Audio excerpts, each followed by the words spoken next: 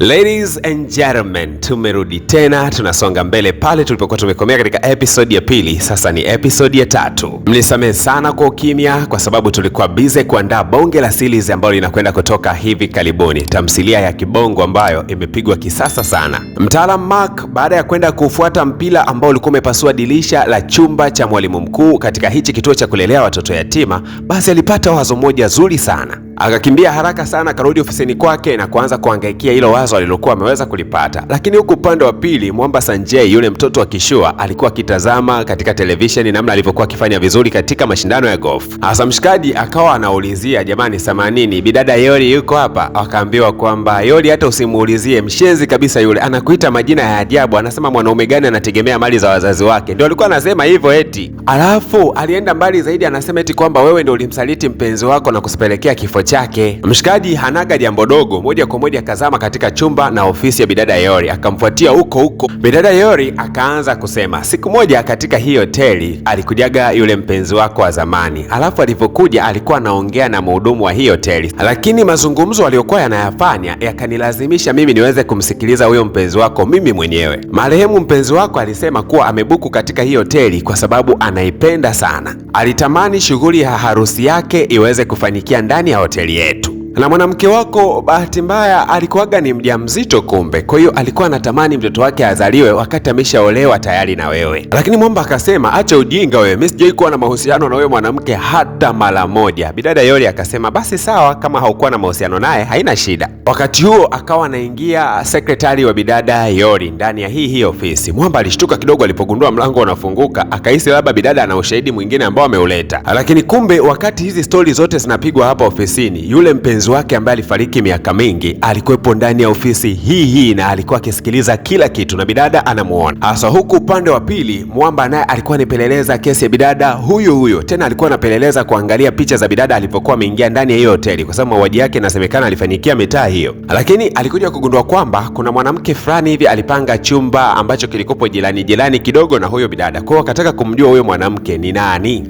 Sasa simulizi inaanza kwamba yule mwanamke alikuwaga busy sana siku hiyo, kwani alikuwa na safari kuelekea nje ya nchi. Sasa Mwamba mtaalamu Mark anamfuatilia huyu mwanamke na siku ya leo akawa anamuuliza, je, ni wewe ulikuwa umekupanga chumba cha jirani na chumba cha mauaji? Ila jambo la kushangaza, bidada akawa anakataa kwamba yeye hakupanga chumba cha jirani na mauaji. Ila bidada anasema mtu yeyote anaweza akabook chumba kwa kutumia jina lake, ila anachokumbuka ni kwamba kuna jamaa mmoja anaitwa kama Sanjay. Huyu jamaa ndio alichukuaga kitambulisho chake akaenda kubukia hoteli, alafu siku 2 mbele au 3 ndo alikuja tena akanirudishia kile kitambulisho changu. Huyo tu ndo mtu pekee ambaye alikuwa na kitambulisho changu na jina langu ndo liliandikwa pale kwenye hoteli kwamba nimebuku kile chumba, ila sikuwa mimi. Mtaalamu Mark akimtazama huyu bidada mara mbili, huyu bidada anatumia kuandika mkono wa kulia, lakini yule bidada ambaye anaonekana alihusika katika tukio la mauaji ni kama alitumia mkono wa kushoto hivi. Basi mshikaji moja kwa moja akarudi katika ile hoteli, akaanza kuvizia na kuangalia vizuri huyu muuaji alifanyaje. Basi ni kama vile anamuona muuaji alivyokuwa anaingia ndani ya kile chumba. Akagundua kwamba Mwamba Sanjay alipogundua kwamba mpenzi wake ni mjamzito alafu yeye hampendi, basi alipanya kama vile yeye ni mwanamke, akaingia ndani ya hoteli, kisha baada ya hapo akapitia dirisha la pili akamuua yule bidada, na baada ya kuweza kumuua akamweka ndani ya begi, alafu akaubeba ule mwili na akaupeleka katika kile chumba cha yule mwanamke ambaye alikuwa ametumia kitambulisho chake kuomba chumba cha pili. Kisha baada ya hapo akaondoka ndani ya kile chumba akiwa kana kwamba ni mtu amebeba tu mabegi yake kawaida. Kwa hiyo itaonekanika kwamba kuna dada ambaye alitokea chumba cha pili na aliingia ndani na akatoka. Kwa hiyo haitaonekanika kana kwamba aliingia ndani ya chumba kilichofanyika mauaji. Mwamba akawa anarudi nyuma kabisa huko ambako anaamini mwili ulienda kutupiwa. Sasa wakati anaelekea katika hayo maeneo, si ndio akakutana na bidada Yori naye yuko kufanya uchunguzi maeneo hayo. Kwa hiyo wote wanachunguza kesi moja. Mmoja anaongozwa na mizimu na mwingine anaongozwa na akili zake mwenyewe, lakini wote wameweza kukutana eneo moja. Noma na nusu hii. Basi ukaanza mtifuano hapa. Wewe kwa nini uko hapa? Na mwingine, wewe kwa nini uko hapa? Bidada akawa anasema, mimi nilikuja hapa kuchunguza matenki ya maji. Bidada akawa anaulizwa, wewe ulikuja kuchunguza matenki ya maji dada tajiri kiasi hichi wakati unawafanya kazi kibao? Basi bwana we, ikabidi kufungua lile tenki la maji. Lakini wakati wamefungua lile tenki, tunaonyeshwa clip inayomuonesha Mwamba Sanjay akiwa anabishana na mpenzi wake yule aliyekuwa mjamzito. Na Mwamba alikuwa anabishana na mpenzi wake kwamba tuachane bana, kwa sababu nimepata mtoto wa kishua na mtoto wa kitajiri ambaye nataka kuoana naye, kwa hiyo sihitaji kabisa yani mimi na wewe tuendelee na mahusiano. Lakini bidada akawa anasema ushanitundika kitumbo tayari bana. Na mshikaji alipogundua kwamba huyu bidada ni mjamzito, akaona huyu atamwharibia sana, kwa sababu yeye ana mpango wa kwenda kuoa katika hiyo familia ya kishua kidogo afanane nao hazi. Basi akaamua kumuoa huyu bidada. Mwamba Sanjay upande wa pili huku ni maarufu kinoma sana kwenye mchezo wa gofu. Yaani ukiachana tu na ubaya, Mwamba anashabikiwa kinoma kwani ni mzuri sana kwenye gofu. Na hata Mwamba akishinda medali mbalimbali makombe huwa anampatiaga bidada Haiji, yule mdada ambaye ni mdogo wake na bidada Yori. Kiufupi ni kwamba wote wanatokea katika familia za kishua kinazi. Lakini kitu ambacho walikuwa hawajui ni kwamba wakati huo tayari gari ya maafande yalikuwa na timba eneo la tukio. Wamekuja kumnasa Mwamba, ana kesi ya kujibu. Akasema tumeweza kukutana na mwili wa bidada ambaye alikuwa ameweza kuuliwa, na huu mwili una viashiria vyote kwamba wewe ndio ulihusika katika kumuua. Tunahitaji tukakufanyia mahojiano na kesi inaanza kunguruma upya kabisa. Kabidada kampenzi kake kakamfuata mwanamama Yori, kakasema wivu wako tu wa mapenzi yangu kwake ndio maana umeamua kumkamatisha kwa polisi, sawa tu. Na ugomvi mzito baina yao ukawa umeweza kuibuka, mabishano makali mpaka mwenyekiti mkuu alipoweza kuingilia na kuweza kuwatenganisha wawili hawa na kusema kwamba hebu tawanyikeni hapo, pumbavu ni.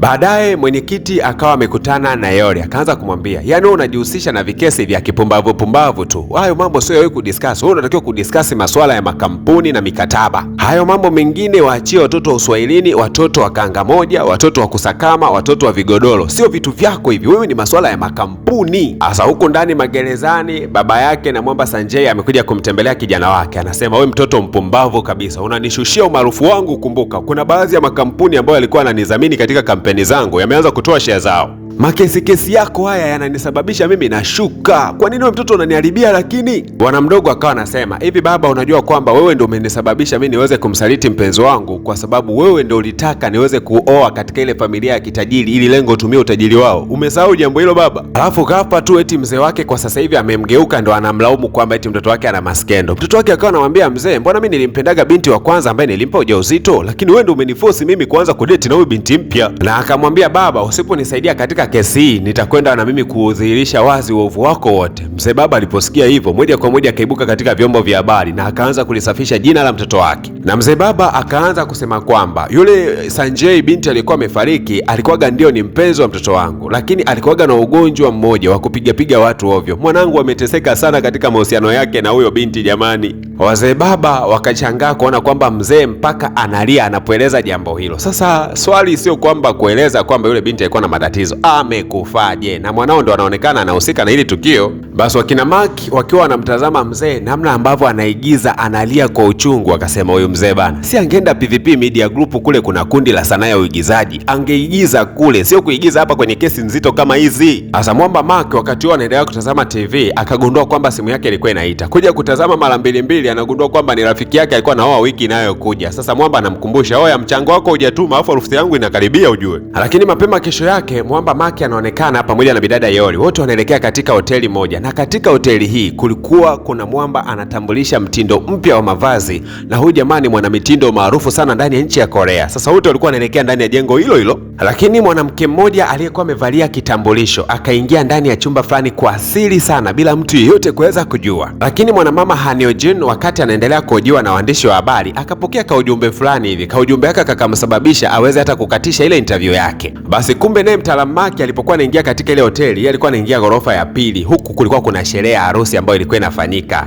Bwana we, jamaa akaanza kumpongeza rafiki yake, hatimaye mwanangu unaenda kuchukua jiko. Lakini upande wa bidada Yori, yeye alikuwa anakutana na kundi la upande wa pili, kundi ambalo ni familia ya kitajiri kinoma yani. Sasa ile anaenda kukutana nao hakuamini kwamba alikuwa ni rafiki yake udogoni. Lakini kuna wenzangu na mimi tukikutana na marafiki zetu udogoni, choka mbaya, chakaa nyanga. Lakini wenzetu wanakutana katika hoteli za nyota 5 na mazungumzo yanaanzia kwenye bilioni na kuendelea. Mtaalamu wetu anaitwa Minwan. Huyu Mwamba ni bonge la doni kinoma yani. Alafu ukiachana tu kwa na fedha, lakini Mwamba ni bonge la HB yani bonge la hands. Hasa disco siri kaingia Masai. Kati ya maongezi yao Mwamba Minwan akasema tunataka tutie pesa katika hoteli yenu yani tuwekeze. Bidada akasema hoteli yetu kwa sasa haiko tayari kuwekezewa na mtu yeyote yule. Mwamba akasema usikatae namna hiyo bana, kwanza nitakaa hapa katika hoteli hoteli yenu kwa siku moja, niangalie namna ambavyo biashara zenu zinaenda, alafu nikiona zinaenda kwa kuridhisha basi sitowekeza,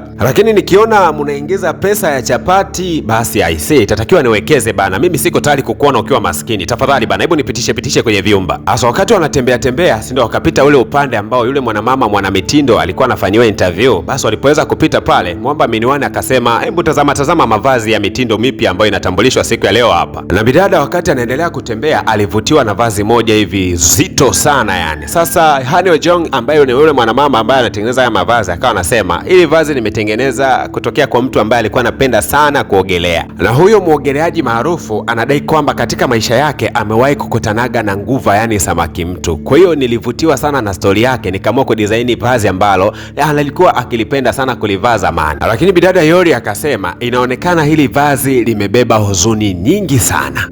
Huzuni tena? Hii imekuwaje? Kwani kuna siri gani mpaka kuwe kuna huzuni hapa? Bwana mimi naitwa DJ Paul na hii ni PVP Media Max. Hakikisha tu unafinya hicho kitufe cha subscribe kama ndo kwanza unajiunga nasi, lakini pia usisahau kugusa alama ya like. Episode ya 4 inakuja na utamu mwingi sana. Hii hapa.